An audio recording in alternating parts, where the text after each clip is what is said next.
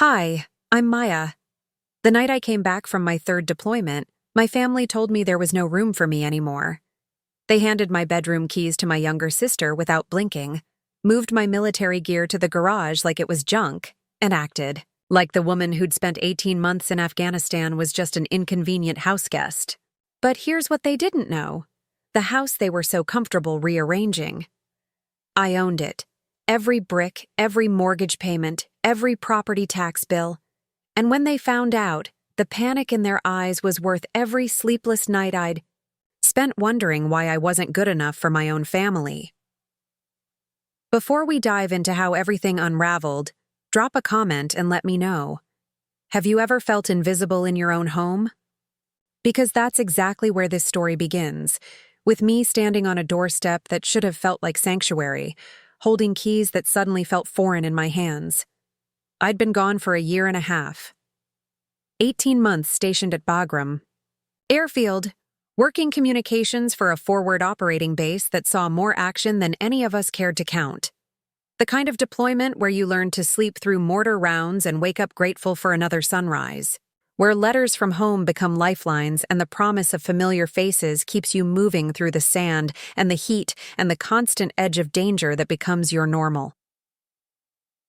My last night overseas, I'd called home using the satellite phone in our comm tent. The connection was scratchy, full of those satellite delays that make conversations feel like awkward ping-pong matches, but I could hear my mom's voice clearly enough. She was excited, talking about plans for my homecoming, how good it would be to have me back in my old room, how she'd kept everything exactly the way I left it. My sister Jade was apparently doing well in her sophomore year of college, still living at home to save money, still using the guest room like she had been for the past few years. That conversation felt like a warm blanket.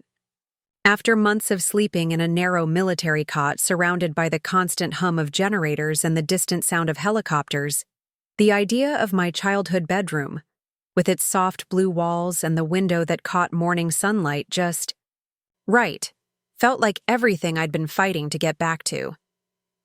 The flight home was a series of military transports and commercial connections that stretched across 3 time zones and 36 hours of travel.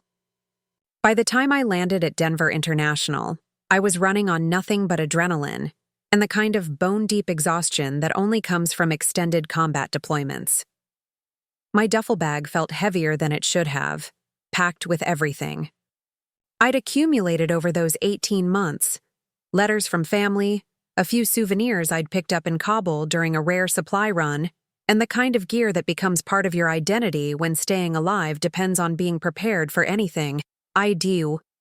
Arranged for a rental car because my old Honda was still sitting in the garage where I'd left it. Battery probably dead, tires probably flat. The drive from Denver to Colorado Springs should have felt like a victory lap.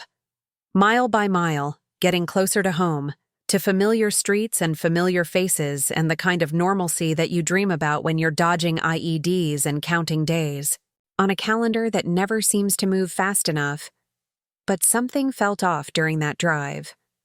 I couldn't put my finger on it at first. Maybe it was just the readjustment period that every veteran goes through, the weird feeling of driving on civilian roads where nobody's scanning for roadside bombs, where the biggest danger is someone texting while driving instead of someone actively trying to kill you. Everything felt too quiet, too peaceful, too normal in a way that made my nerves feel raw and exposed. I'd been looking forward to this moment for months. The idea of pulling into the driveway, seeing the porch light on, knowing that my mom would probably have dinner waiting, and my dad would want to hear stories about the deployment. Simple things that become everything when you've been living in a world where simple doesn't exist. The house looked exactly the same from the outside. Same white fence, same flower beds that my mom tended with religious devotion, same maple tree in the front yard that I'd climbed as a kid.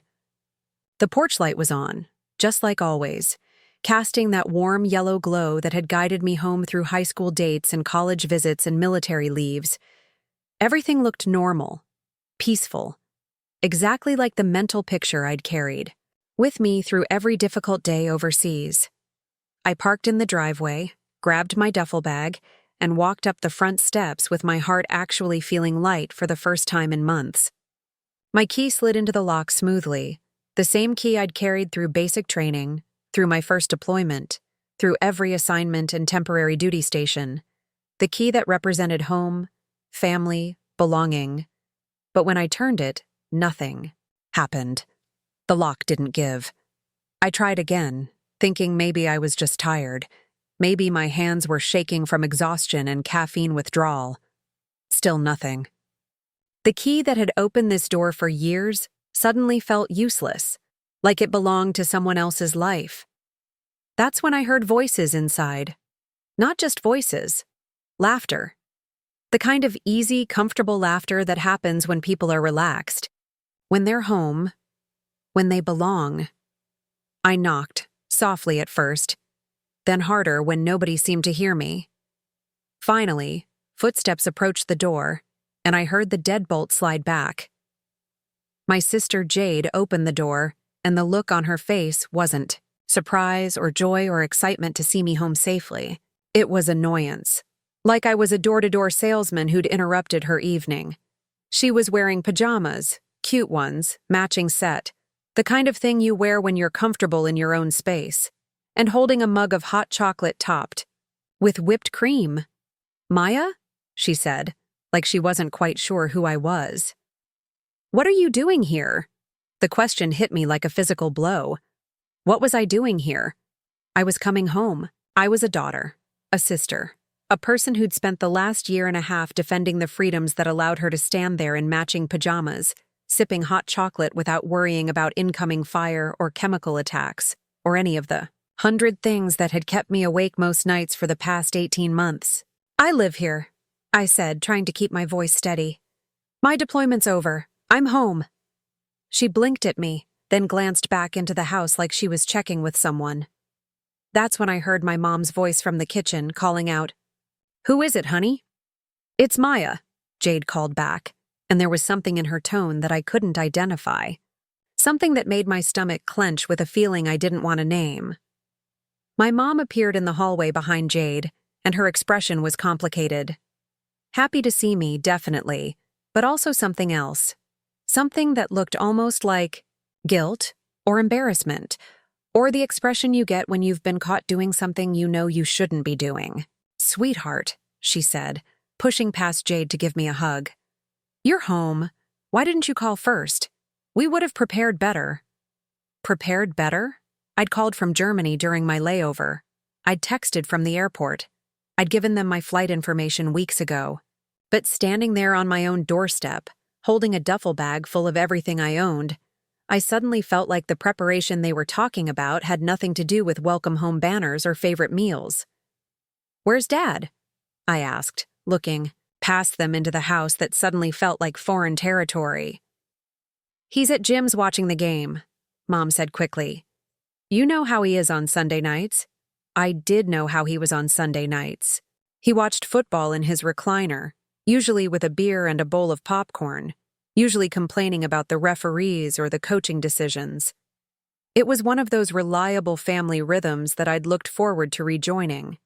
But tonight, apparently, he'd found somewhere else to be. "So can I come in?" I asked, because I was still standing on the doorstep like a stranger, and my duffel bag was getting heavier by the minute. That's when the look passed between my mom and Jade again. The kind of look that happens when people have discussed something you weren't part of, when they've made decisions about your life without consulting you. "Of course," Mom said, but she didn't move aside immediately. "It's just, things have changed a little while you were gone." Changed. That word hung in the air between us like smoke, acrid and impossible to ignore. Changed how? Changed in what way? Changed in ways that meant I no longer had a place in the house where I'd grown up, where I'd left my civilian clothes hanging in the closet, where I'd assumed I belonged. To understand how everything fell apart, you need to know what we were before I left for Afghanistan. We weren't perfect, but we were solid. The kind of family that had Sunday dinners together, where everyone had their role and their place, where home meant something more than just a building with 4 walls and a mortgage. I was 24 when I enlisted, fresh out of Colorado State with a degree in communications and absolutely no idea what I wanted to do with my life. My parents had been supportive but worried, the kind of worry that comes from watching too much news and not understanding that most military service happens far away from the dramatic headlines. My dad, Mike, had never served himself, but he'd grown up with stories from his father about World War II. He respected the military in that abstract way that people do when they've never been close to it personally. My mom, Linda, had been the one who cried when I signed my papers. Not because she was ashamed or angry, but because she was scared. She'd raised me to be independent and strong, but sending your daughter off to potentially dangerous places tests every parenting philosophy you've ever held. She'd made me promise to call every week, to write letters, to remember that I always had a home to come back to. Jade was 19 then, just starting college, and she'd been genuinely proud of me in that way younger siblings sometimes are when their older sibling does something brave and incomprehensible. She'd bragged to her friends about having a sister in the Army, posted photos of me in uniform on her social media, and written me long letters during basic training full of campus gossip and complaints about professors. Our house on Maple Street was nothing fancy, but it was ours. 3 bedrooms, 2 bathrooms, a small backyard with a garden that Mom tended religiously. My dad worked as a supervisor at the local water treatment plant, steady work that paid the bills and provided good health insurance. My mom managed the office at a veterinary clinic, the kind of job that let her bring home stories about puppies and kittens that made dinnertime conversations lighter. We were comfortable, maybe not wealthy, but comfortable enough that nobody worried about making rent or keeping the lights on. The house had been in our family for 12 years when I enlisted. My parents had bought it when I was in middle school, their first real home purchase after years of renting apartments and smaller places. It was their pride and joy, the physical proof that they'd made it to the middle class, that they could provide stability for their daughters. My bedroom was on the 2nd floor, facing east, so I got morning sunlight streaming through sheer curtains that Mom had picked out. Light blue walls, white furniture, a desk where I'd done homework through high school and college. The room had evolved with me over the years, posters of boy bands replaced by college pennants, stuffed animals packed, a way to make room for textbooks and photography equipment. By the time I left for the Army, it was the room of a young woman, not a girl, but it was still unmistakably mine. Before my first deployment, I'd had long conversations with my parents about what would happen to my stuff while I was gone. Mom wanted to preserve everything exactly as it was, like a shrine to my civilian life. Dad was more practical, suggesting we pack things away to make space for whatever the family might need. We'd compromised on leaving the room basically intact, but allowing Mom to use it for storage if necessary. Jade had the smaller bedroom across the hall, and there was a guest room downstairs that doubled as Dad's home office. The arrangement worked for everyone. When I came home on leave, I slept in my old room and everything felt normal, familiar, like I'd never left. The Army was my job, my adventure, my way of serving something bigger than myself, but home was home. Consistent, reliable, waiting for me. During my first deployment to Iraq, I'd called home every week like clockwork. The time difference was manageable, and technology had advanced enough that we could usually manage decent video calls. I'd watch Jade do homework at the kitchen table, listen to Mom complain about difficult pet owners at the clinic, hear Dad grumble about city politics and water system upgrades. Normal family stuff that kept me grounded when everything else in my life was foreign and challenging. They'd send care packages full of things I couldn't get on base. Good coffee, homemade cookies, magazines, letters from extended family. Mom would include photos of the house, the garden, family gatherings I was missing. Dad would slip in newspaper clippings about local sports teams or interesting articles he thought I'd enjoy. Jade would contribute whatever was trendy among college students, lip balm, candy, small gadgets that would make life easier in the desert. Those packages were lifelines. They represented everything I was working to protect, everything I was planning to come back to. When other soldiers complained about missing home, I knew exactly what they meant, because I had something specific to miss.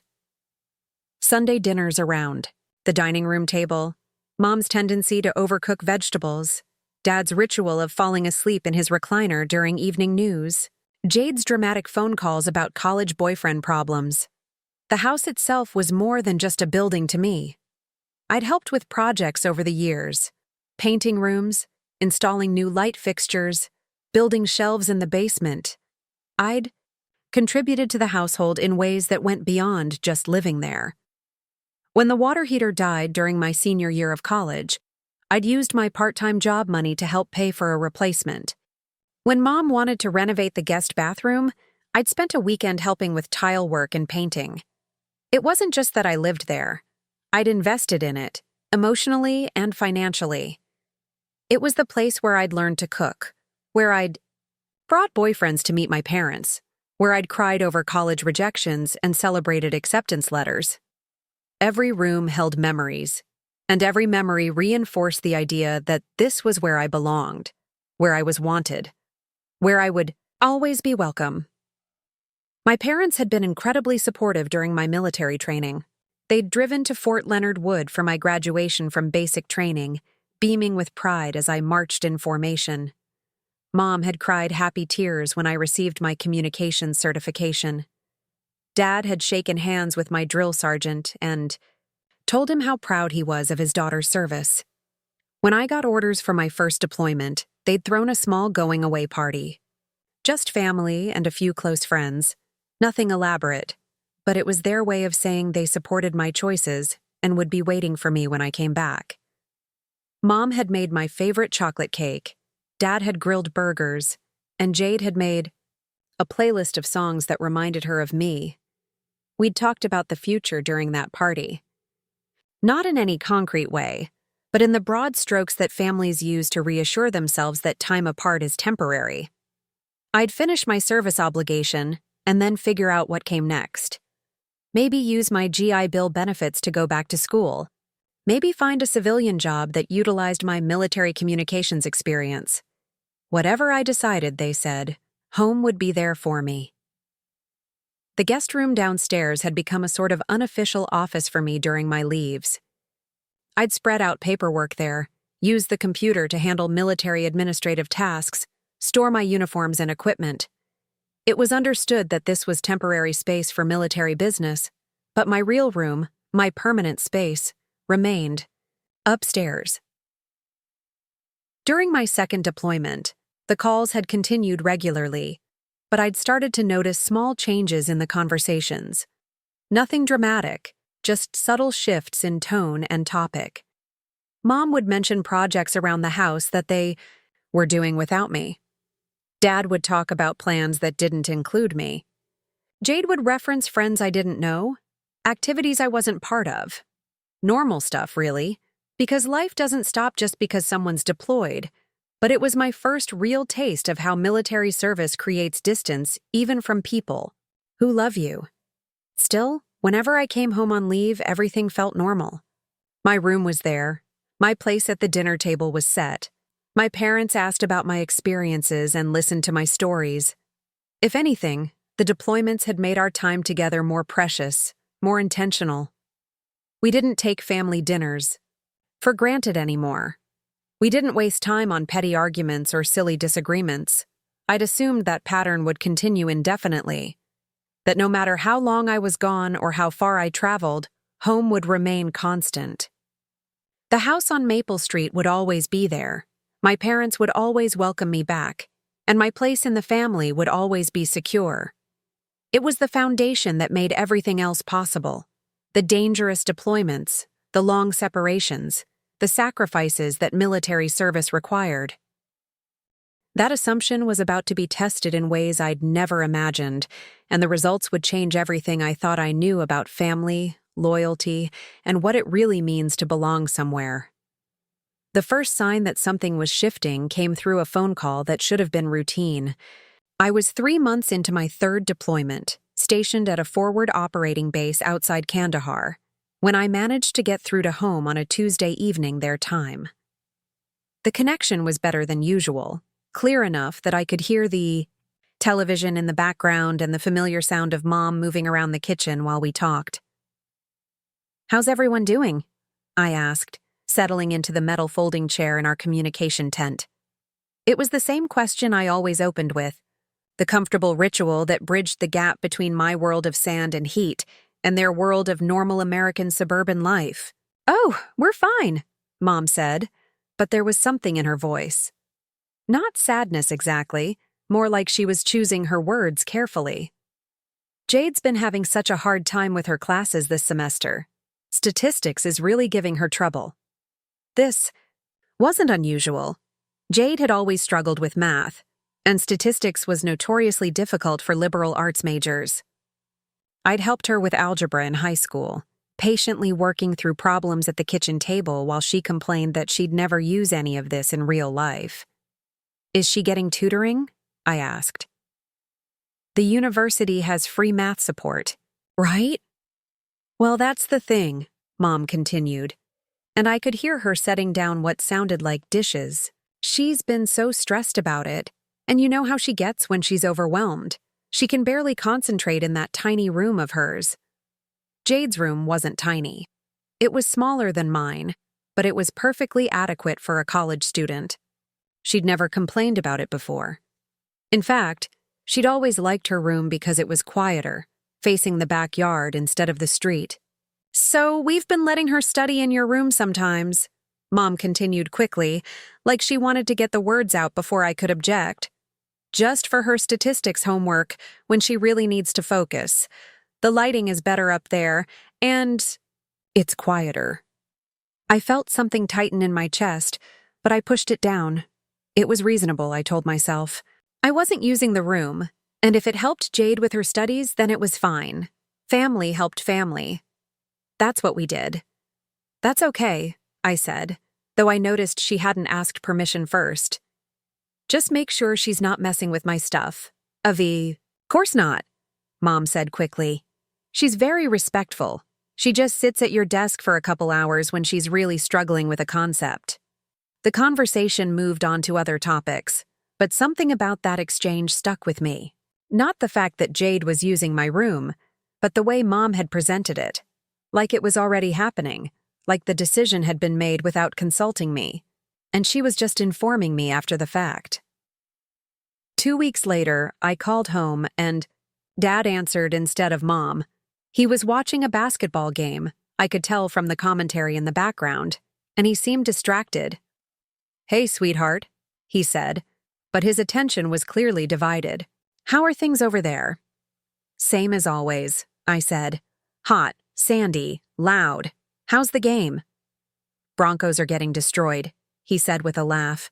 "Your mom's at book club and Jade's upstairs studying. House is actually pretty peaceful tonight, studying." "In my room again?" I asked, trying to keep my tone casual. "Yeah, she's practically taken it over," Dad said, and then caught himself. "I mean, she spends a lot of time up there now. Says it's the only place she can really concentrate. Taken it over." The phrase echoed in my head long after we hung up. What did that mean exactly? Was she just using my desk, or had she moved? More of her things in there?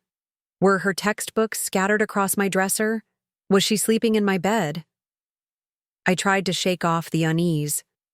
Jade was going through a difficult semester, and if my room helped her study, then I should be happy to share it. I was thousands of miles away, sleeping on a narrow military cot in a tent that smelled like diesel fuel and cleaning supplies. What did it matter if my sister used my comfortable bed and my desk with good lighting? But it did matter, in a way I couldn't quite articulate. The room represented more than just space. It represented my place in the family, my permanence, my guarantee that I belonged somewhere. If Jade was taking it over, what did that mean for me when I came home?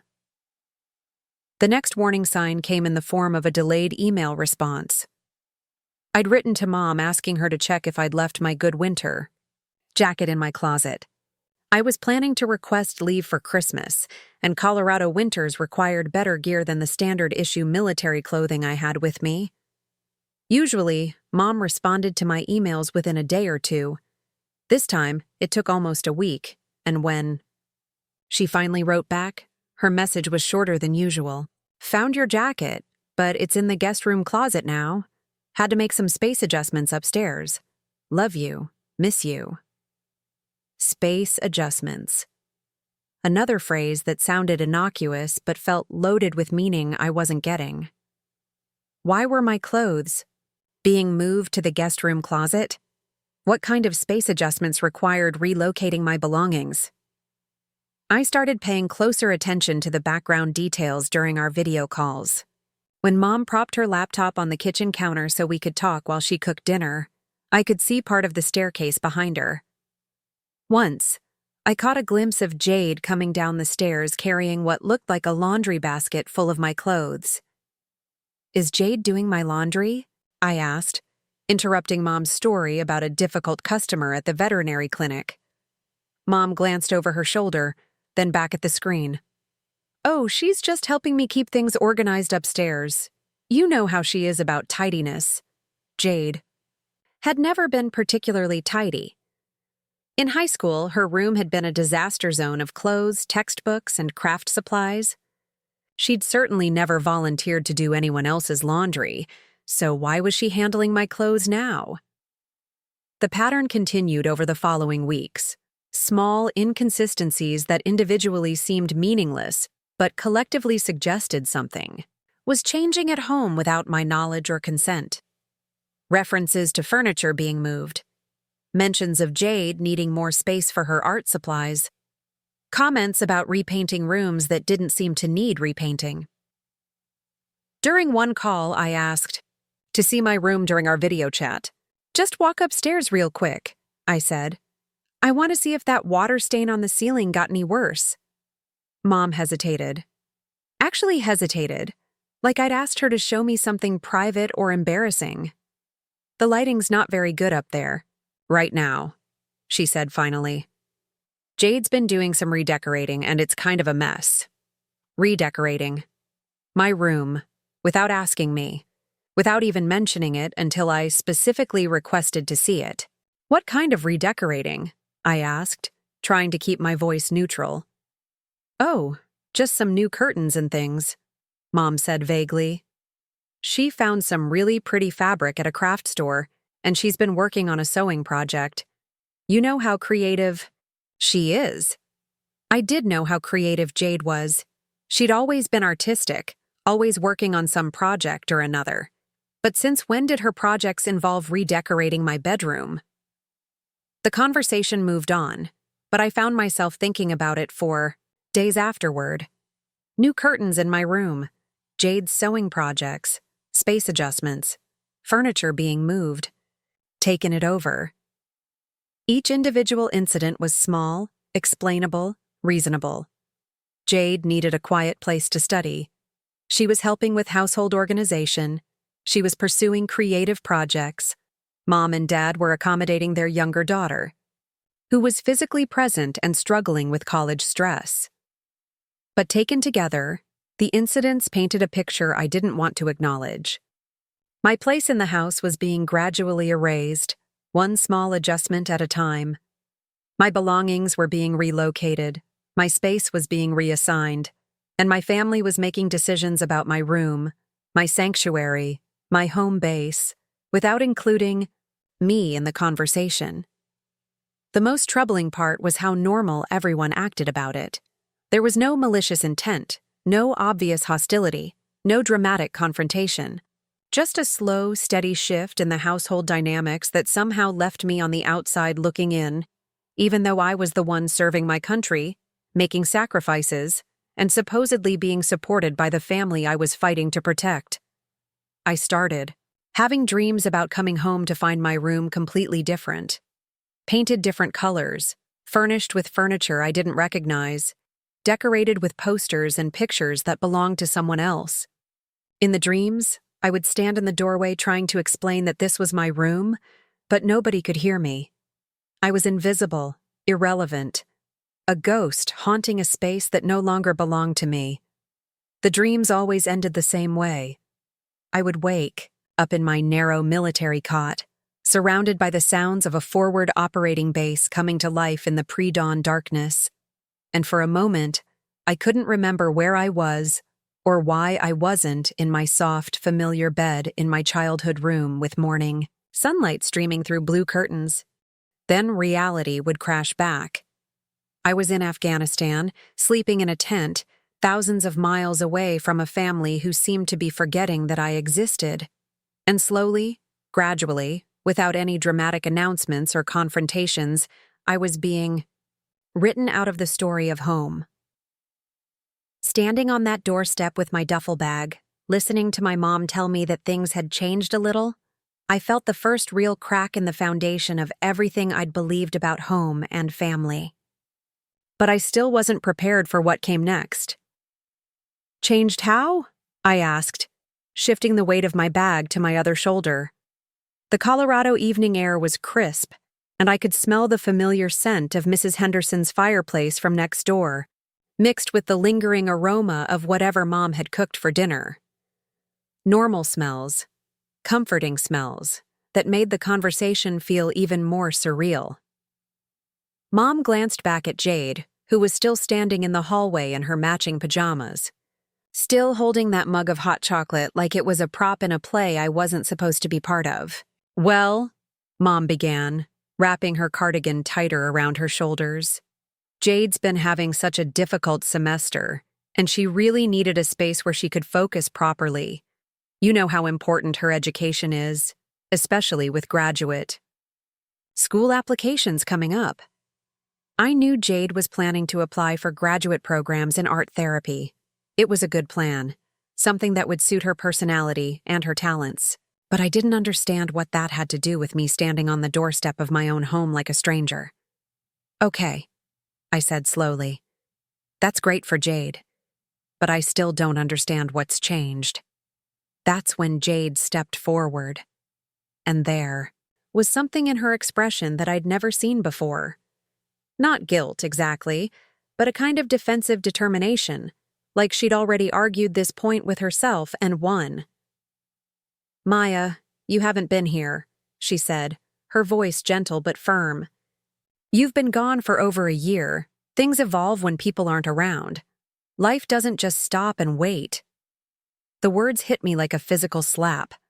I'd been gone for 18 months serving my country, living in conditions that most Americans couldn't imagine, dealing with stress and danger that my family had never experienced. And somehow, in her mind, that made me the one who was absent by choice. "I've been deployed," I said, trying to keep my voice level. "I've been serving overseas. That's not the same as being absent." "But you weren't here," Jade continued. And now there was something almost pitying in her tone. "You weren't here for Mom's surgery last spring. You weren't here when Dad hurt his back and couldn't work for 2 weeks. You weren't here when I was having panic attacks about statistics and staying up all night crying." Each accusation felt like a knife twist. Mom's surgery, a minor procedure to remove a benign cyst, according to the emails she'd sent me. Dad's back injury, a muscle strain from lifting something wrong, healed with rest and physical therapy. Jade's academic struggles, real and difficult, but not exactly a family crisis. "I called," I said weakly. "I wrote emails. I sent money when Dad was out of work." "It's not the same," Mom said quietly, and the sadness in her voice was worse than anger would have been. "We needed you here, physically here, and you weren't." The accusation hung in the air between us. I'd chosen military service over family presence. I'd prioritized my career, my sense of duty, my personal growth over being available for the small daily struggles that families navigate together. In their minds, I'd abandoned them, and now I was expecting to return to a place I'd forfeited through my absence. "So what exactly are you telling me?" I asked, though I was beginning to understand and hoping I was wrong. Jade looked at Mom, then back at me. "I've been using your room this semester. For studying, for my art projects, for having space to breathe. And it's been really good for me. My grades have improved, my stress levels are down, and I've been able to help mom and dad around the house more because I'm not constantly overwhelmed. Using my room, I repeated. To do what exactly? I moved my easel up there, Jade said, gaining confidence as she spoke. The lighting is so much better than in my old room. And I set up a proper study area with all my textbooks and materials, organized the way I need them. I even got new curtains, this beautiful sage green that creates such a calming atmosphere. New curtains, in my room, without asking me. Where are my things? I asked. We moved them to the guest room, Mom said quickly. Everything's safe, all packed away carefully. And you're welcome to stay there, of course. It's just that Jade has really settled into the upstairs space, and she's doing so well there. And we thought, you thought I wouldn't mind being displaced in my own home, I finished. It's not displacement, Jade said, and now there was an edge to her voice.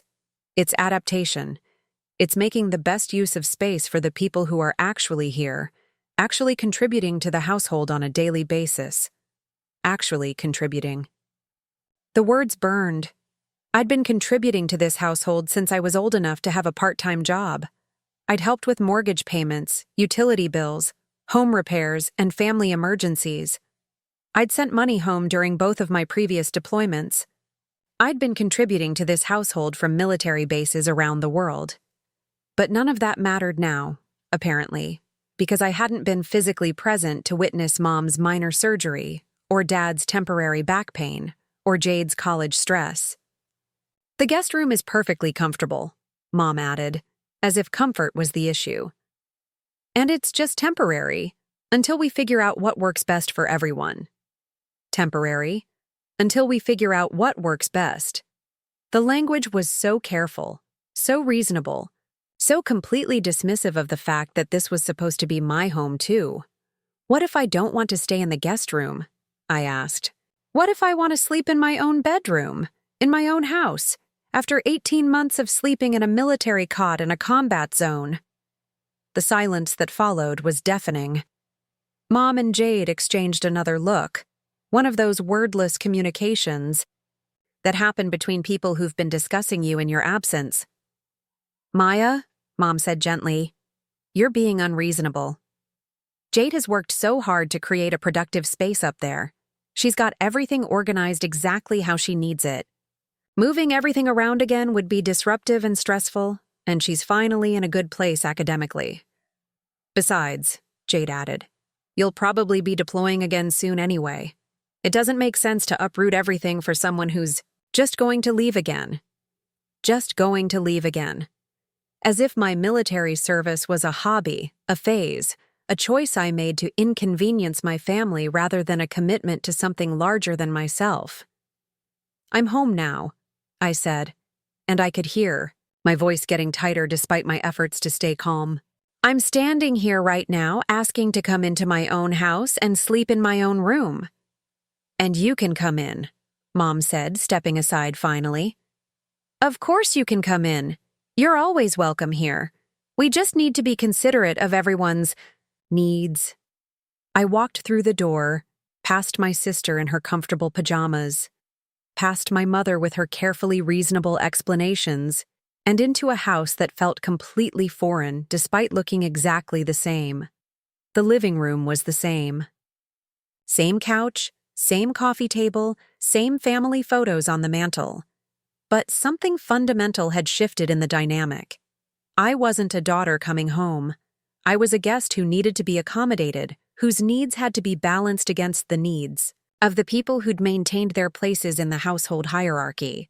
Are you hungry? Mom asked, following me into the living room. I saved you a plate from dinner. Pot roast, just how you like it. Food as peace offering. Food as distraction from the larger conversation about belonging and displacement and whose needs mattered most. I'm tired, I said, setting my duffel bag down on the floor. I just want to shower and sleep.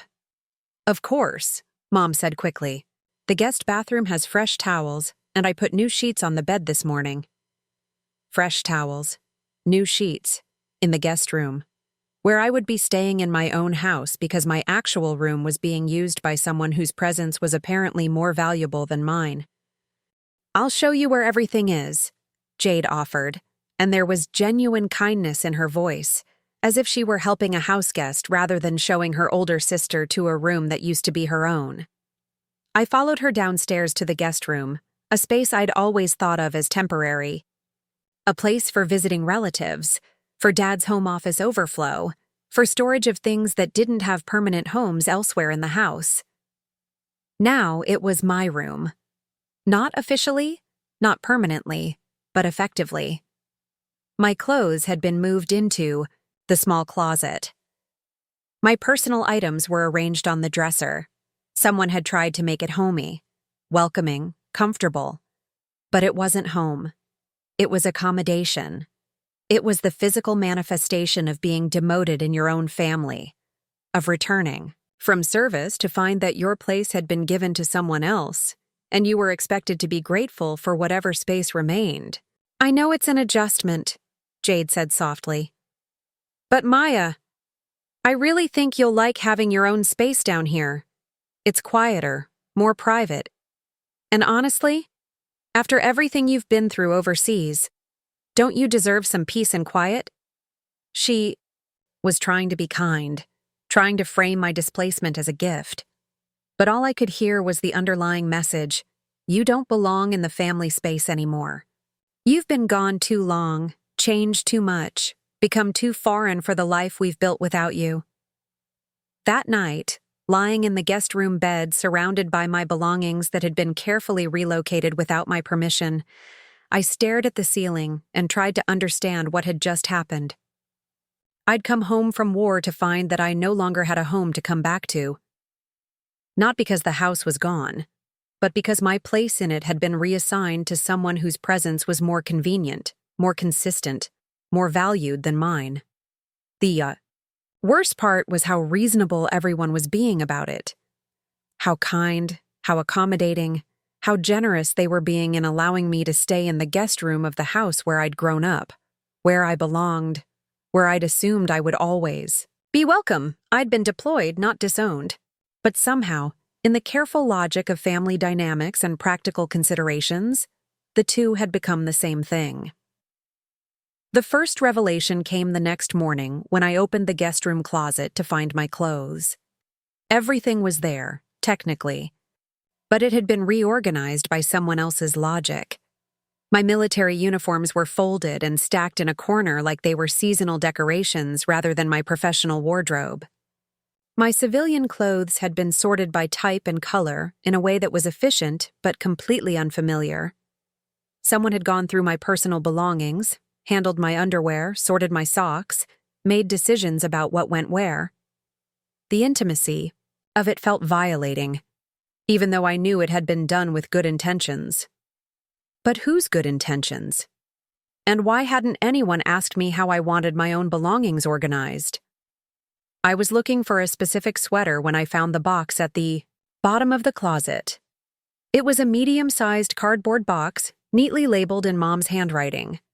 Maya's room, miscellaneous. Inside were things that had apparently been deemed too personal for the guest room dresser, but not important enough to pack carefully.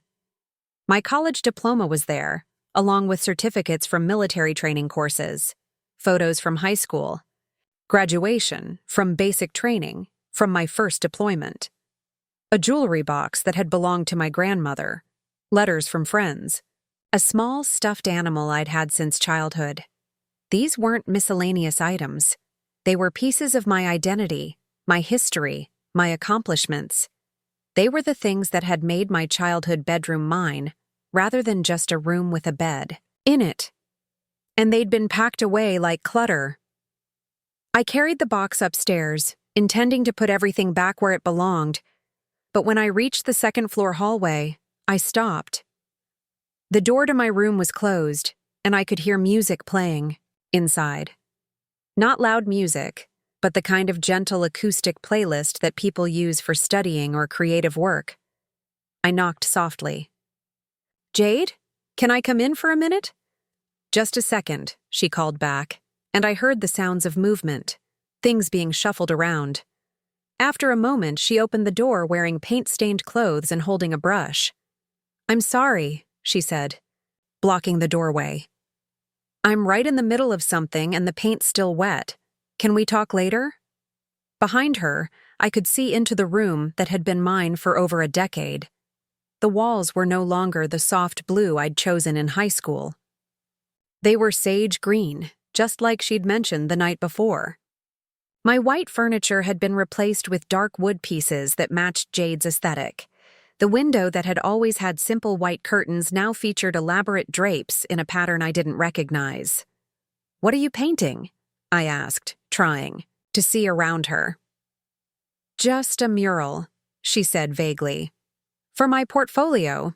It's kind of a personal project." "In my room." "Maya, please don't make this weird," she said, and there was irritation in her voice now. "I'm trying to work, and you're making me feel guilty about having a creative space." "I'm not trying to make you feel guilty," I said, though that wasn't entirely true. "I just want to put some of my things back." "What things?" I held up the box. "My diploma, my photos, my certificates, things that used to be on my dresser." Jade glanced at the box, then back at my face. "There's not really room for that stuff right now. I have all my art supplies organized exactly how I need them. Maybe you could keep those things in the guest room." "They're not guest room things," I said, my voice getting tighter. "They're my things, and this is my room." "Maya, you're being ridiculous," Jade said, and now she was definitely annoyed. "You can't just show up after more than a year and expect everything to be frozen in time, waiting for you. I've been living here, contributing to this household, helping Mom and Dad. This space works for me now." "Contributing how?" I asked. "I help with groceries. I do laundry. I cook dinner twice a week," she said, counting on her fingers. "I drove Mom to all her doctor appointments when you weren't here. I helped Dad with yard work when his back was bothering him. I've been present, Maya. I've been here." Each word felt like an accusation. While I was overseas, living in difficult conditions, missing holidays and birthdays and family dinners, Jade had been home accumulating contribution points. She'd been building a case for why she deserved my space more than I did. "I was deployed," I said weakly. "I was serving my country." "And I was serving our family," she shot back. "Someone had to be here to take care of things while you were off playing soldier." Playing soldier. The phrase hung in the air between us like poison gas. 18 months of early morning patrols, of sleeping in body armor, of processing casualty reports, and coordinating with units under fire, and she called it playing soldier. I turned around and walked back downstairs without another word. But I could hear her close the door behind me, could hear the music start up again, could hear her settling back into her creative work in the room that used to be mine. In the kitchen, I found Mom making breakfast. She looked up when I entered, took in my expression, and immediately went into damage control mode. "How did you sleep?" she asked brightly. "I know the guest room mattress isn't as comfortable as your old bed, but I thought you might appreciate having your own space." "Mom, I need to ask you something," I said, setting the box down on the counter. "When you moved my things out of my room, did you go through them?" She paused in her egg cracking. "I had to organize them somehow. I couldn't just throw everything in boxes randomly. So you looked through my personal belongings, my letters, my photos, my military documents." "I was trying to be helpful," she said, defensive now. "I sorted everything carefully. Nothing was damaged or lost." "But you didn't ask me. You didn't call to ask how I wanted my things handled." "Maya, you were deployed. You had more important things to worry about than bedroom organization." "It's not about bedroom organization," I said, my voice rising despite my efforts to stay calm. "It's about respect. It's about asking before you go through someone's private things."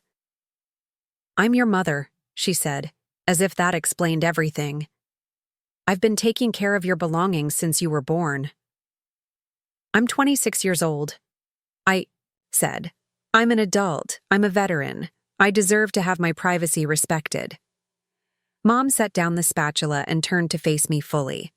Maya, I understand you're upset about the room situation, but you're blowing this out of proportion. We've been taking care of everything while you were gone. The least you could do is be grateful instead of picking fights. Grateful. I should be grateful that my family had reorganized my life without consulting me. Grateful that my room had been reassigned to someone whose presence was more convenient. Grateful that my belongings had been packed away like I was a tenant who'd failed to pay rent. Where's Dad? I asked. He went to the hardware store, Mom said. He's building shelves for Jade's art supplies.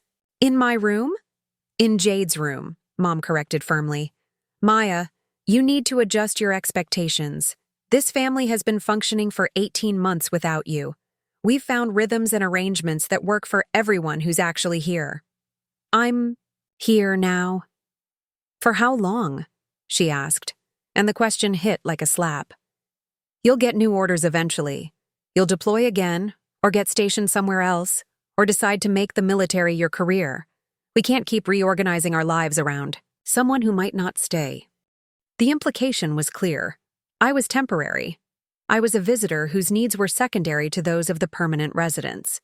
I'd forfeited my place in the family hierarchy by choosing military service over consistent physical presence.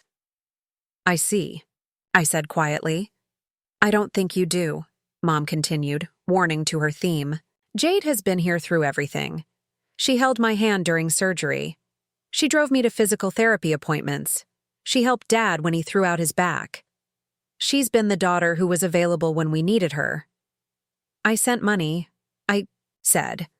I called every week. I wrote letters.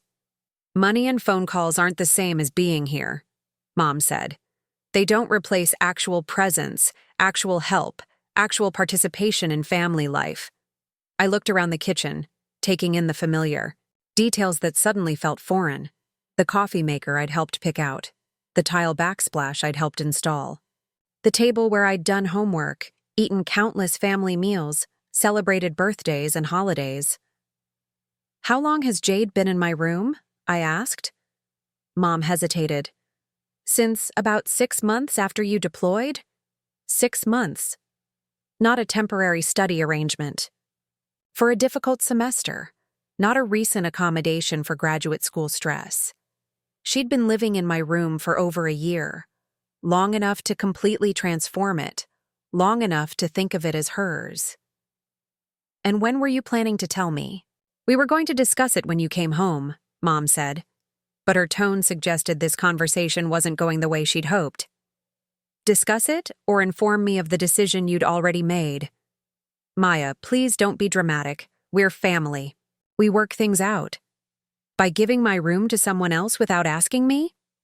By making practical decisions about space and needs, Mom said firmly. Jade needed a better study environment. She was struggling academically and the change has been wonderful for her. Her grades have improved, her stress levels are down, and she's been able to focus on her graduate school applications. What about my needs? I asked. Your needs?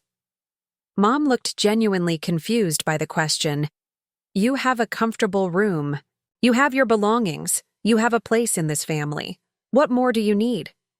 I need to matter, I said quietly. I need my service to mean something to the people I was fighting to protect. I need to come home to a family that remembers I exist. Of course you matter, Mom said, but her tone was the kind of patient voice you use with someone who's being unreasonable. You matter very much, but Maya, you chose to leave. You chose military service over being here with us. Actions have consequences. I chose to serve my country. You chose to leave your family, she corrected. And now you're upset that we learned to function without you. The conversation was interrupted by the sound of Dad's truck in the driveway.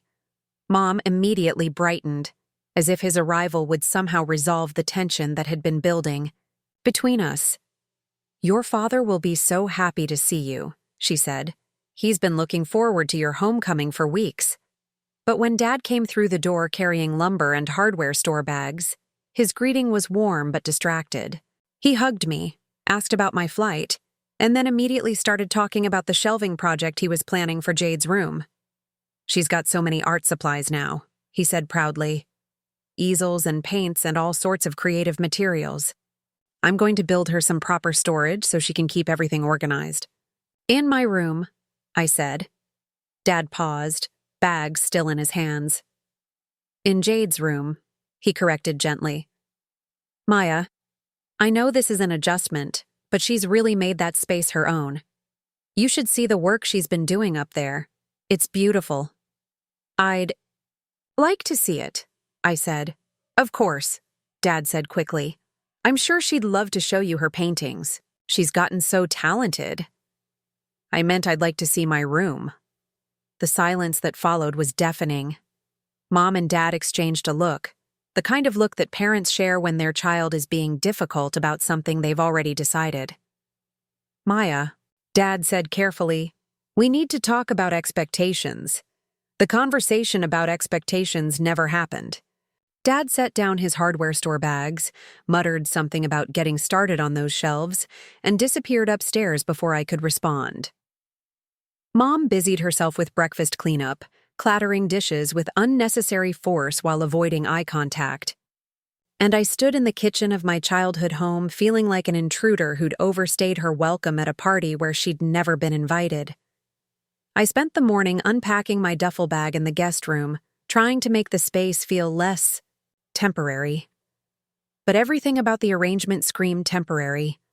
The mismatched furniture, the generic wall art, the way my belongings looked awkward and out of place no matter how I arranged them. This wasn't a bedroom. It was a way station for someone passing through. Around noon, I heard laughter from upstairs. Jade's voice, then Dad's, discussing measurements and artistic vision. The sound of power tools started up, and I realized he was actually building the shelving system right then, right there, in what used to be my room, making permanent modifications to accommodate Jade's art supplies while I sat downstairs in temporary exile. I walked outside to escape the noise and found myself in the backyard, where Mom was working in her garden.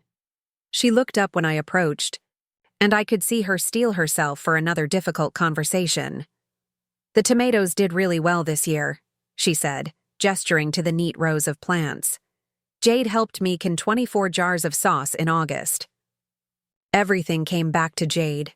Every conversation, every accomplishment, every family memory from the past 18 months somehow centered around my sister and her contributions to the household while I was gone. "Mom, I need to ask you something, and I need you to give me a straight answer." She sat back on her heels, gardening gloves dirty with soil. "What? Do you want me to leave?" The question hung in the air between us. I hadn't planned to ask it so directly, but suddenly it seemed like the only question that mattered. All the careful language about temporary arrangements and space considerations and practical decisions, did it all boil down to the simple fact that they preferred their life without me in it? "Maya, don't be ridiculous," Mom said. But she didn't meet my eyes. "Of course we want you here. You're our daughter. But you don't want me here the way I was before. You don't want me to have my room back. You don't want me to disrupt the arrangements you've made. You don't want me to expect things to go back to the way they were."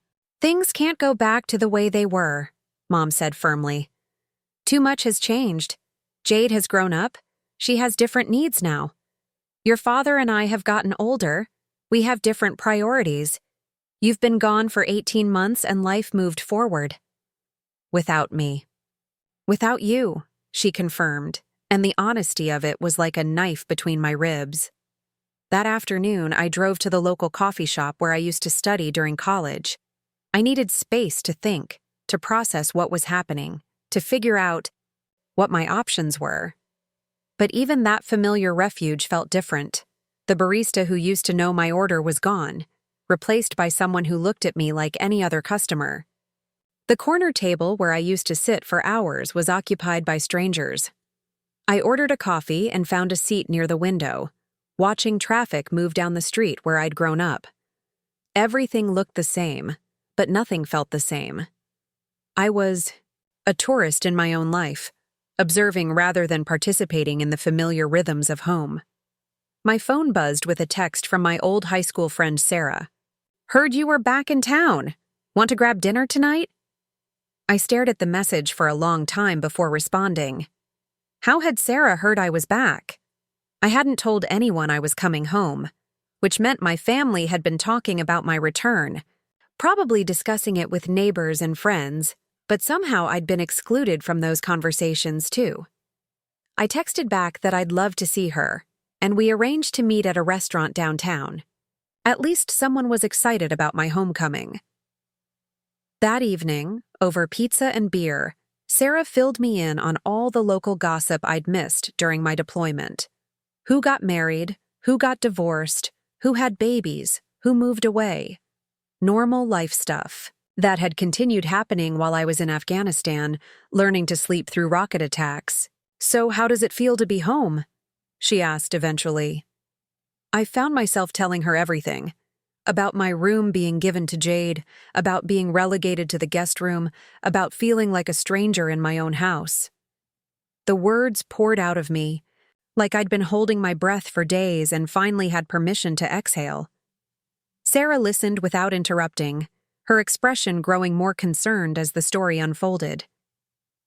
"That's fucked up," she said finally, with the blunt honesty that had made us friends in high school. "You served overseas for 1.5 years, and they gave your room away, without asking you?" "They say it's practical," I said. "Jade needed the space. She was here and I wasn't. Life moved forward. Maya, that's not practical. That's erasure. They literally erased you from the family home." Hearing someone else say it out loud made it real in a way it hadn't been before. My family hadn't just made space adjustments or practical decisions. They'd systematically removed me from the physical space of home, and then acted like I was, being unreasonable for noticing. "What are you going to do?" Sarah asked. "I don't know," I admitted. "I can't exactly force them to give me my room back. And maybe they're right. Maybe I have been gone too long to expect things to stay the same." "Bull," Sarah said firmly. "My brother deployed to Iraq twice, and his room stayed exactly the same both times.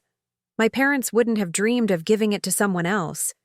That's what families do. They hold space for the people they love." After dinner, I drove around town for a while, not ready to go back to the guest room that was supposed to be my temporary accommodation, but was starting to feel like my permanent relegation. I found myself parked outside my old elementary school, staring at the playground where I'd spent countless hours as a child. My phone rang, Jade's name on the screen. "Maya, where are you?" she asked when I answered. "Mom's worried." "I'm fine. I went to dinner with Sarah." "Oh, good," Jade said, and she sounded relieved. "Listen, I wanted to talk to you about something. Dad finished the shelves today, and they look amazing. You should come see them when you get home. Shelves in my room." "Maya, please stop calling it that. It's confusing and it's making everyone uncomfortable." "Everyone? Mom, Dad, me. We've been talking, and we think you might be having trouble adjusting to civilian life. It's normal for veterans to struggle with transitions." My hands tightened on the steering wheel. "You've been talking about me. We're concerned about you. The way you've been acting since you got home, getting upset about room arrangements, making everyone feel guilty about living their lives while you were gone. Mom thinks you might benefit from counseling. Mom thinks I need counseling because I want my bedroom back. Mom thinks you need help processing whatever happened to you overseas, because this isn't normal behavior, Maya. Normal people don't come home and immediately start conflicts over sleeping arrangements." I sat in my car outside the elementary school, listening to my younger sister explain to me what normal behavior looked like, how normal people should react to coming home from war, how my expectations and emotions were evidence of psychological damage rather than reasonable responses to being displaced in my own family. "I see," I said quietly. "Do you?" Because honestly, Maya, you're making this so much harder than it needs to be. We've been trying to be accommodating, but you're acting like we've committed some terrible crime by adapting to your absence. What? If I told you I don't want to adapt? I asked. What if I told you I want things to go back to the way they were before I left? Then I'd say you're living in the past, Jade said, and her voice was gentle but firm. I'd say you're asking the whole family to move backward instead of forward. I'd say you're being selfish for wanting my room back, for expecting my family to remember that I existed, for thinking that 18 months of military service might entitle me to some consideration, some respect, some acknowledgement that I'd sacrificed something for something larger than myself. I have to go, I said. Maya, don't hang up angry. Come home and let's talk about this reasonably. I am home, I said. That's the problem. I hung up and sat in the parking lot for another hour, watching the stars come out over the town where I'd grown up, where I'd assumed I would always belong. The sky looked exactly the same as it had when I was a child, but everything underneath it had changed in ways I was only beginning to understand. When I finally drove back to the house, all the lights were off except for the porch light, the same welcoming beacon that had always guided me home. But tonight it felt different. Not welcoming exactly, more like a lighthouse warning ships away from dangerous rocks. I let myself in quietly and went straight to the guest room. But as I passed the foot of the stairs, I could hear voices from above. Mom, Dad, and Jade, talking in the room that used to be mine.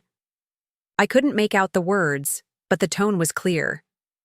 They were discussing me, making decisions about me, planning strategies for dealing with me. I was the problem that needed to be managed, the disruption that needed to be contained. The family member who'd forgotten her place and needed to be reminded of the new hierarchy that had developed in her absence. That night, lying in the guest room bed, I stared at the ceiling and finally understood what had happened.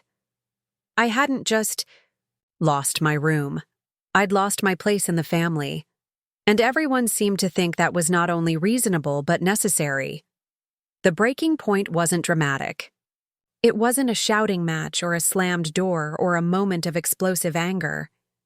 It was the quiet realization that I was fighting for something that had already been given away, and that no one saw anything wrong with that arrangement except me.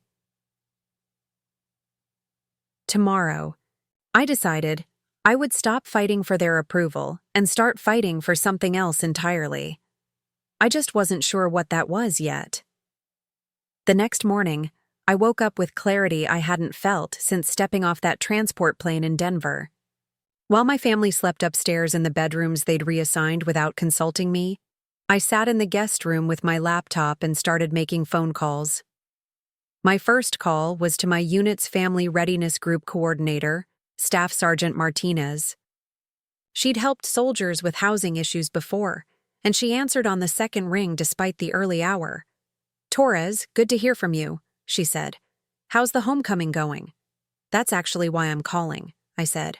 "I need some advice about housing rights for veterans." There was a pause. "What kind of housing situation are we talking about?" I explained the basics: family home, my room given to my sister, being treated like a guest rather than a family member with equal standing. Martinez listened without interrupting, which I appreciated. She'd heard stranger stories from soldiers, dealing with family drama after deployments. "Here's what I need you to understand," Martinez said when I finished. "Your family can make whatever arrangements they want in their own home. But if you contributed financially to that home, if you have documentation of payments, if your name is on any official documents related to the property, that changes things." "What kind of documentation?" "Mortgage payments, property tax payments, utility bills, home improvement receipts. Anything that shows you had a financial stake in the property." "Did you ever help your parents with house payments?" I thought back to my first deployment, when Dad had been briefly laid off, and I'd sent money home to help with the mortgage. Then there was the time I'd paid for the new water heater and the roof repairs after the hailstorm 2 years ago. Yeah, multiple times, I said. I have bank records, canceled checks. Get copies of everything, Martinez said. And check if your name is on any property documents. Sometimes parents add adult children to deeds or mortgages without making a big deal about it.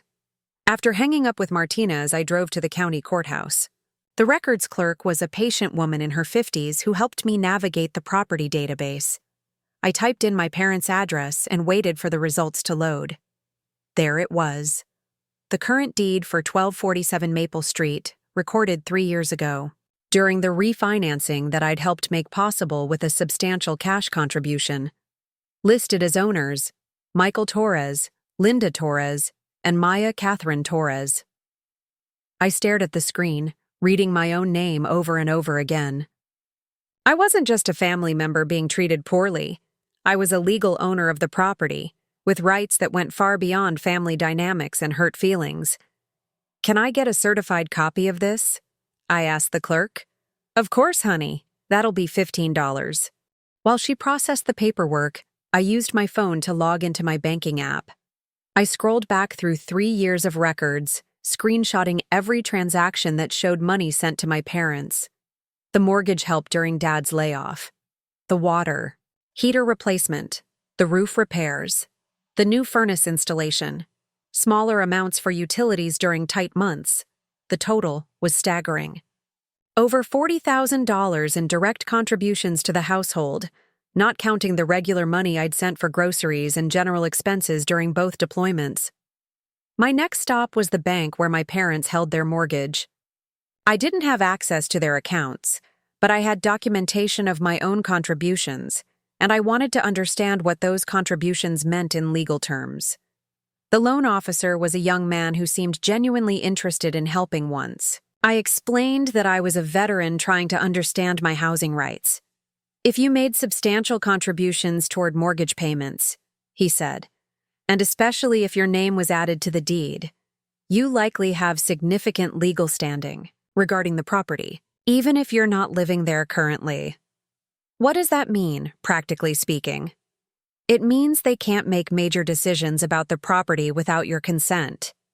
It means you have rights as an owner, not just as a family member. It means they definitely can't sell or refinance without your signature. I left the bank with a stack of financial documents and a growing understanding of just how badly my family had underestimated my position. They thought they were dealing with a displaced daughter who needed to adjust her expectations.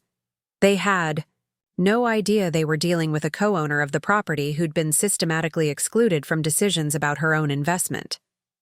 That afternoon, I called my old friend Derek, who'd become a real estate attorney after law school. We'd kept in touch sporadically during my deployments, and I knew he'd give me straight answers without judgment. Maya, I heard you were back in town, he said when he answered.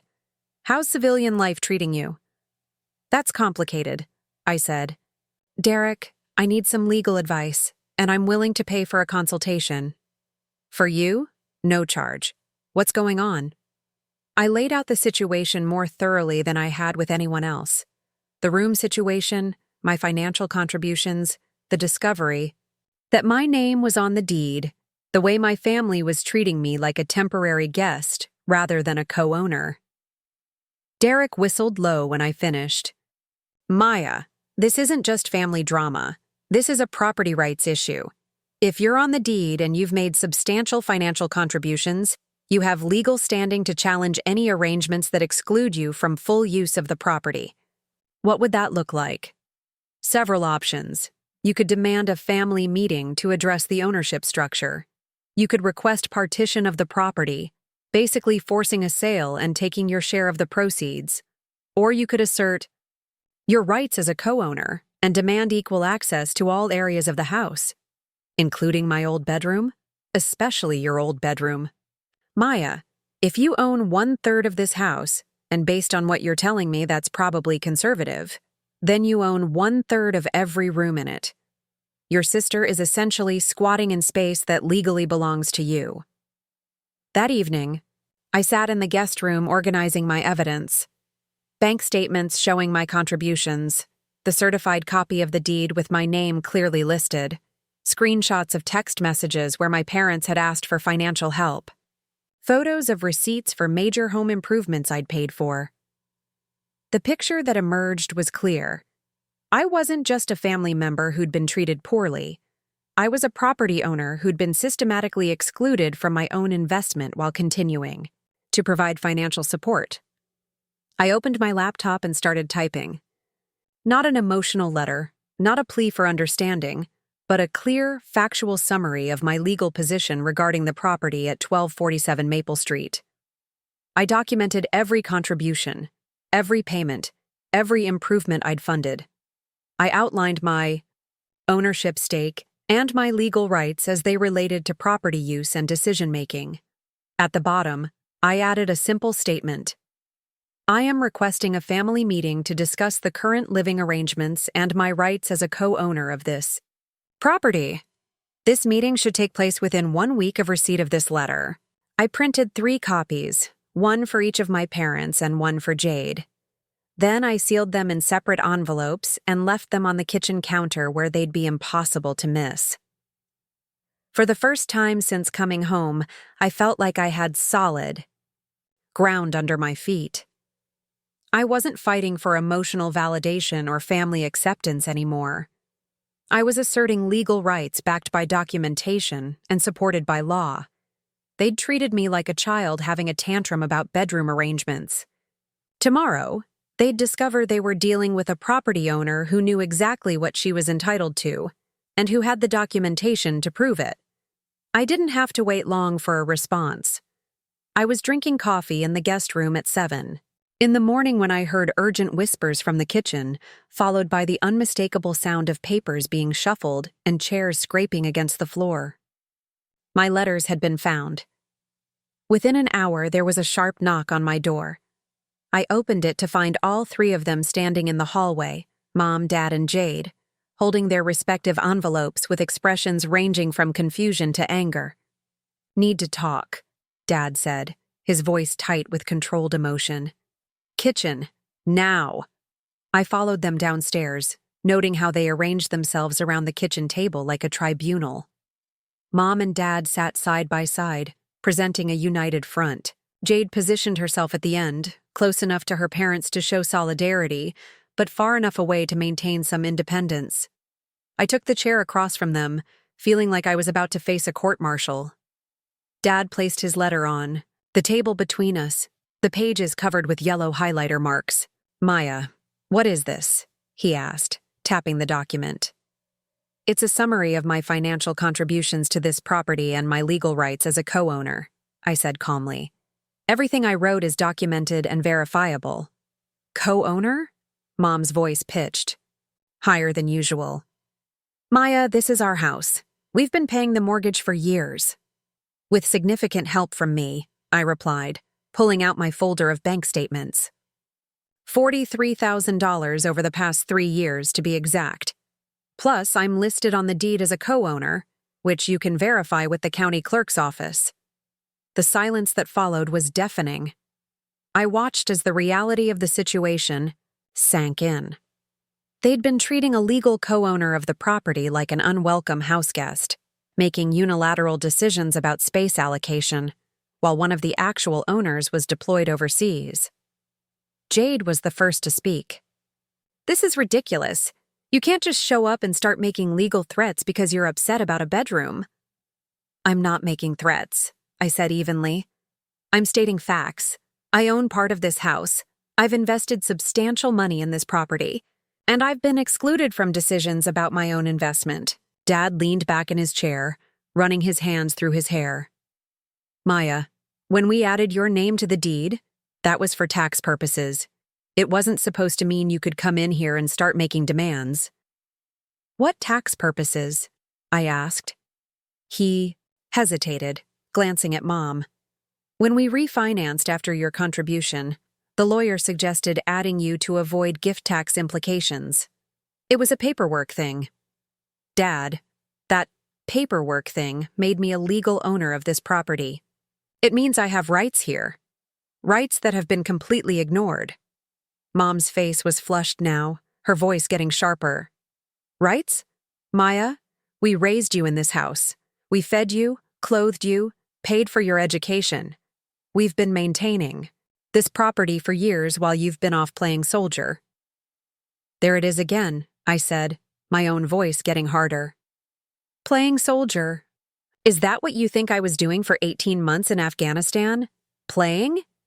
That's not what she meant, Dad interjected quickly. That's exactly what she meant, I said, looking directly at Mom.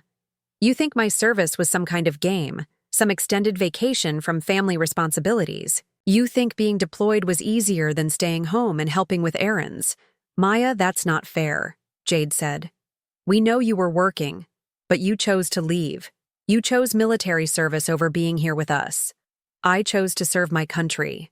I chose to do something meaningful with my life. And I assumed my family would respect that choice and hold space for me while I was gone. We did hold space, Mom said defensively. The guest room has always been available for you.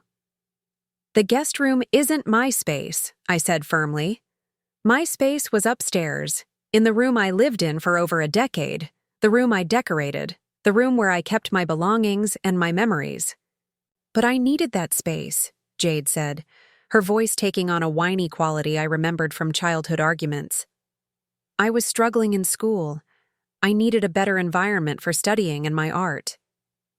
Then you should have asked, I said. You should have called me and explained the situation and requested permission to use my room temporarily. Instead, you just took it and redecorated it and started calling it yours. We didn't think you'd mind, Dad said weakly. You didn't think, period, I replied. You made assumptions about what I would and wouldn't care about, and you were wrong. The conversation continued for another hour, with my family alternating between justifying their actions and trying to make me feel guilty for asserting my rights. They talked about Jade's needs, about practical considerations, about how disruptive it would be to change the current arrangements. Finally, I'd heard, "Enough. Here's what's going to happen," I said, standing up and gathering my papers. I'm moving back into my room. Today. Jade has 48 hours to remove her belongings and return the space to its original condition. Maya, be reasonable. Mom pleaded. Jade has settled in up there. She's got her art supplies organized, her study area set up perfectly. Moving everything would be traumatic for her. Traumatic? I stared at her in disbelief. I just spent 18 months in a war zone, and you're worried that your other daughter might be traumatized by having to move her art supplies? That's different, Jade said quickly. You chose to go to Afghanistan. I didn't choose to have my space disrupted. Your space, I repeated. Jade, it was never your space. It was borrowed space that you've been using without permission from the actual owner. Maya, please, Dad said, trying to sound reasonable. Can't we work out some kind of compromise? Maybe you could share the room or alternate weeks or something that works for everyone? No, I said firmly. I'm not sharing my bedroom with my adult sister. I'm not negotiating for access to space I legally own. Jade has her own room. She can use it. My room is too small for all my art equipment. Jade protested. Then rent a studio space, I said. Or use the basement. Or ask permission to use common areas of the house, but you're not using my bedroom anymore. I headed toward the stairs, my family trailing behind me, still arguing, still trying to negotiate, still acting like this was a family dispute rather than a property rights issue. At the door to my room, I stopped and turned to face them. This isn't a negotiation, I said clearly. This isn't a family discussion where everyone gets a vote. I'm a co-owner of this property, and I'm asserting my right to full use of my space. If anyone has a problem with that, they're welcome to consult with their own attorney. I opened the door to reveal the room that had once been mine, now completely transformed into Jade's art studio and study space. Canvases lined the walls, art supplies covered every surface, and the furniture had been completely rearranged to accommodate her needs. 48 hours, I repeated. Everything out. Behind me, I could hear Jade starting to cry and Mom comforting her, telling her it would be okay, that we'd figure something out. Dad was silent, probably running calculations in his head about property law and legal costs. For the first time since coming home, I felt like I was standing on solid ground. Not because I was being cruel or unreasonable, but because I was finally asserting the rights I'd earned through my financial contributions and legal ownership. They could call it whatever they wanted: selfishness, trauma, maladjustment to civilian, life. But what it really was a woman who'd served her country coming home to claim what was rightfully hers. The 48 hours that followed were the most tense in our family's history. Jade spent the first day crying dramatically and making phone calls to relatives, painting me as an unreasonable sister who'd returned from deployment with anger issues. I could hear her in the living room, voice pitched for maximum sympathy, explaining how I was forcing her out of the space where she'd been doing her best work. Mom tried a different approach, bringing me coffee and attempting heart-to-heart conversations about family harmony and compromise. She suggested that maybe I was having difficulty readjusting to civilian life, that perhaps I should consider counseling to work through whatever had happened to me overseas that was making me so rigid about living arrangements. Dad, to his credit, seemed to understand the gravity of the legal situation. I caught him on the phone with someone, probably a lawyer, discussing property rights and co-ownership obligations. After that conversation, he became much quieter around the house, shooting worried glances at both his daughters but saying, "Settle." On the second evening, as the deadline approached, Jade made one final attempt to change my mind. She knocked on the guest room door just after dinner, holding a portfolio of her artwork. "Maya, I want to show you something," she said, sitting on the edge of the bed without invitation. "Look at what I've been creating in that room. Look at how productive I've been." She spread out paintings and sketches, all of them genuinely impressive. The natural light from my old bedroom window had indeed been perfect for her artistic work, and she'd clearly flourished in that environment. "These are beautiful, Jade," I said honestly. "You've got real talent." Her face lit up with hope. "Then you understand why I need that space? Why moving would be so disruptive to my creative process?" "I understand that you've been productive there," I replied carefully. "But I also understand that it was never your space to begin with. You should have asked permission before setting up a permanent studio in my bedroom." "But you were gone," she protested, "for over a year, and you'll probably be deployed again. Right? It doesn't make sense to disrupt everything for someone who's just going to leave again."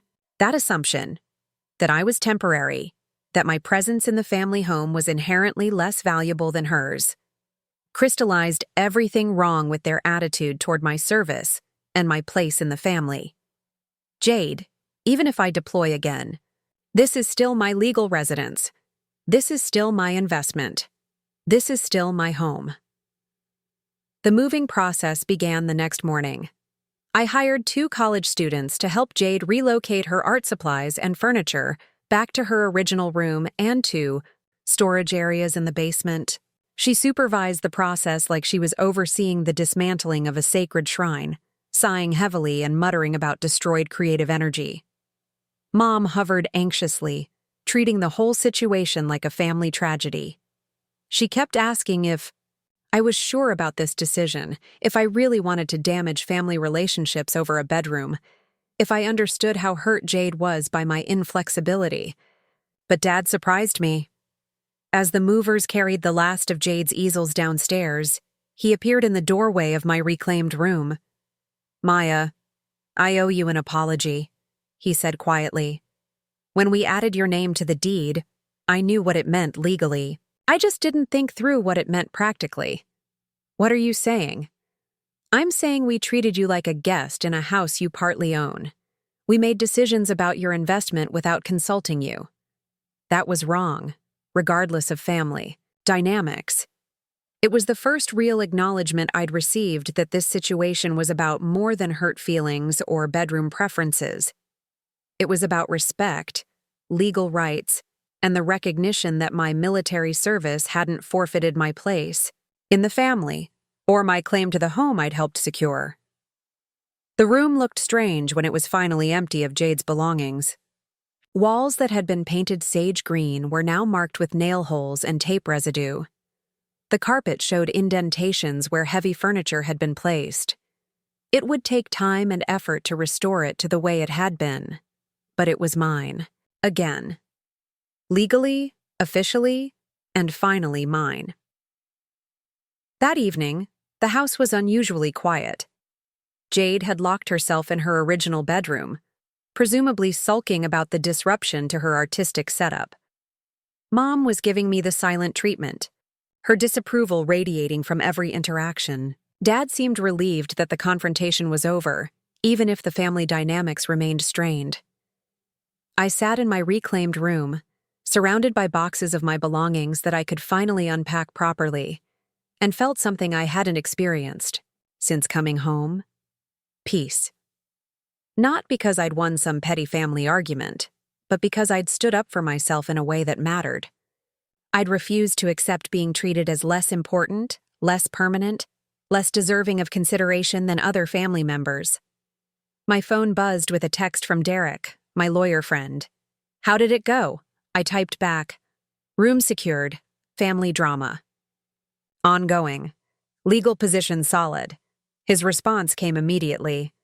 "Sometimes you have to enforce boundaries to teach people how to treat you. Sounds like that's what happened here." He was right. I'd taught my family that I wasn't going to accept being marginalized in my own home, regardless of how they justified it or how much emotional manipulation they applied. I'd asserted my rights as both a family member and a property owner, and I'd done it without backing down from their attempts to make me feel guilty or unreasonable. The road ahead wouldn't be easy. Family relationships had been damaged, and it would take time to rebuild trust and communication.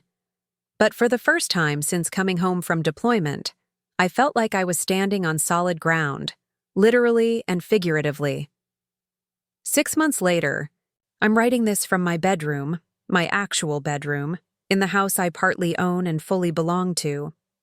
The walls are back to their original blue, the furniture is arranged the way I like it, and morning sunlight streams through the white curtains.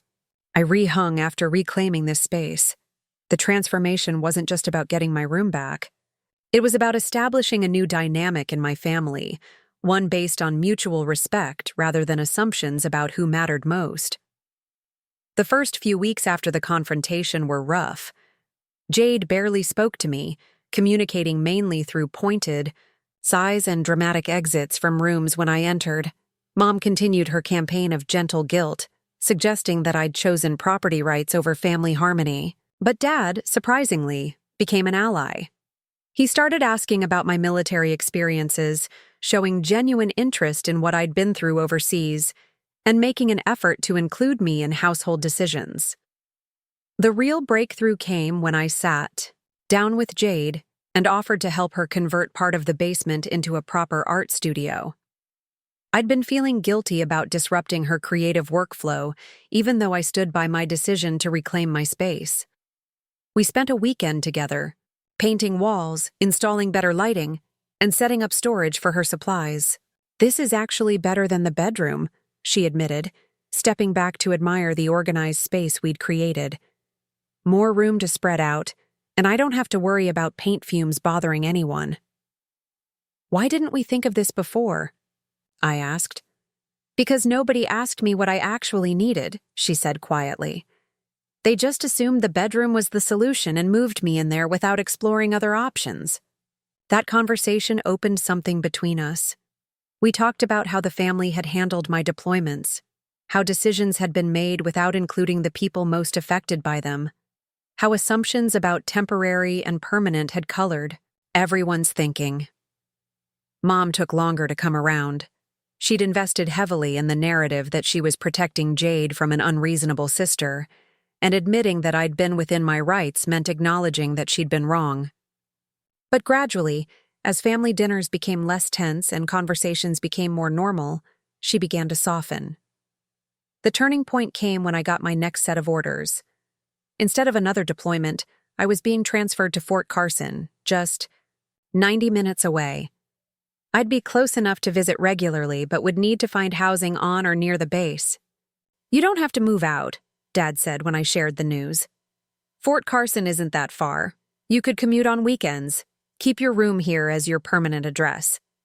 It was a generous offer, and it represented a complete reversal from the attitude I'd encountered when I first came home. But I'd already made my decision. "I appreciate that," I said, "but I think it's time for me to have my own place. I'm looking at an apartment near the base." "Are you sure?" Mom asked, and I could hear genuine sadness in her voice.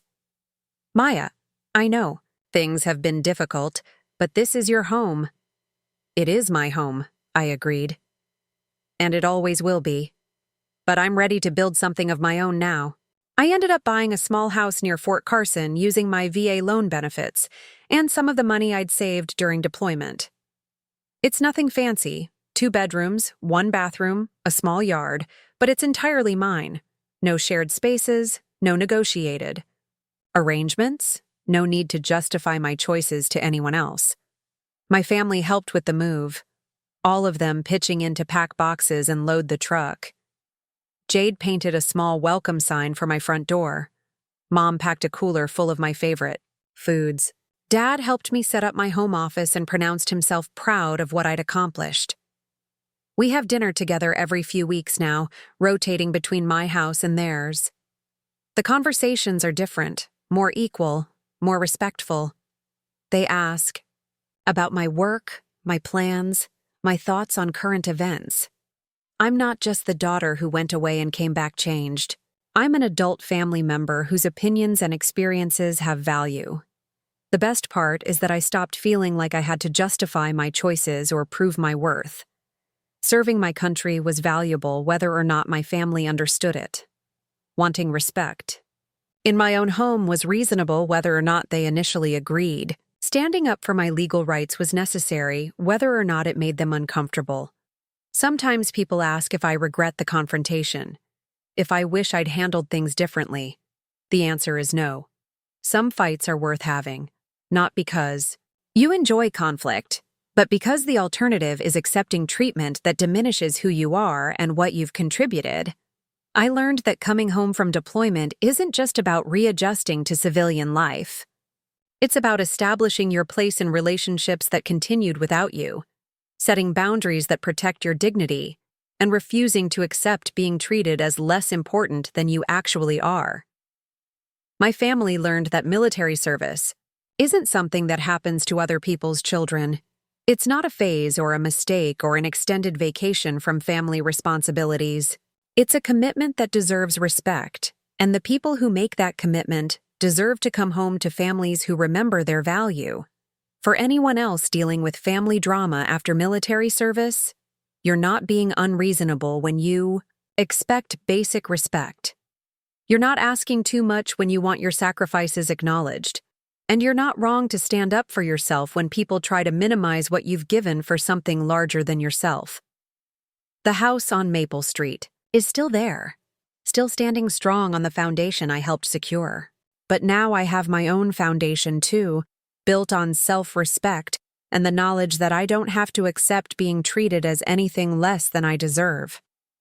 6 months later, I'm writing this from my bedroom, my actual bedroom, in the house I partly own and fully belong to. The walls are back to their original blue, the furniture is arranged the way I like it, and morning sunlight streams through the white curtains I rehung after reclaiming this space. The transformation wasn't just about getting my room back. It was about establishing a new dynamic in my family, one based on mutual respect rather than assumptions about who mattered most. The first few weeks after the confrontation were rough. Jade barely spoke to me, communicating mainly through pointed, sighs and dramatic exits from rooms when I entered. Mom continued her campaign of gentle guilt, suggesting that I'd chosen property rights over family harmony. But Dad, surprisingly, became an ally. He started asking about my military experiences, showing genuine interest in what I'd been through overseas, and making an effort to include me in household decisions. The real breakthrough came when I sat down with Jade and offered to help her convert part of the basement into a proper art studio. I'd been feeling guilty about disrupting her creative workflow, even though I stood by my decision to reclaim my space. We spent a weekend together, painting walls, installing better lighting, and setting up storage for her supplies. "This is actually better than the bedroom," she admitted, stepping back to admire the organized space we'd created. "More room to spread out, and I don't have to worry about paint fumes bothering anyone." "Why didn't we think of this before?" I asked. "Because nobody asked me what I actually needed," she said quietly. "They just assumed the bedroom was the solution and moved me in there without exploring other options." That conversation opened something between us. We talked about how the family had handled my deployments, how decisions had been made without including the people most affected by them, how assumptions about temporary and permanent had colored everyone's thinking. Mom took longer to come around. She'd invested heavily in the narrative that she was protecting Jade from an unreasonable sister, and admitting that I'd been within my rights meant acknowledging that she'd been wrong. But gradually, as family dinners became less tense and conversations became more normal, she began to soften. The turning point came when I got my next set of orders. Instead of another deployment, I was being transferred to Fort Carson, just 90 minutes away. I'd be close enough to visit regularly, but would need to find housing on or near the base. "You don't have to move out," Dad said when I shared the news. "Fort Carson isn't that far. You could commute on weekends, keep your room here as your permanent address." It was a generous offer, and it represented a complete reversal from the attitude I'd encountered when I first came home, but I'd already made my decision. "I appreciate that," I said, "but I think it's time for me to have my own place. I'm looking at an apartment near the base." "Are you sure?" Mom asked, and I could hear genuine sadness in her voice. "Maya, I know things have been difficult, but this is your home." "It is my home," I agreed, "and it always will be. But I'm ready to build something of my own now." I ended up buying a small house near Fort Carson using my VA loan benefits and some of the money I'd saved during deployment. It's nothing fancy, 2 bedrooms, 1 bathroom, a small yard, but it's entirely mine. No shared spaces, no negotiated arrangements, no need to justify my choices to anyone else.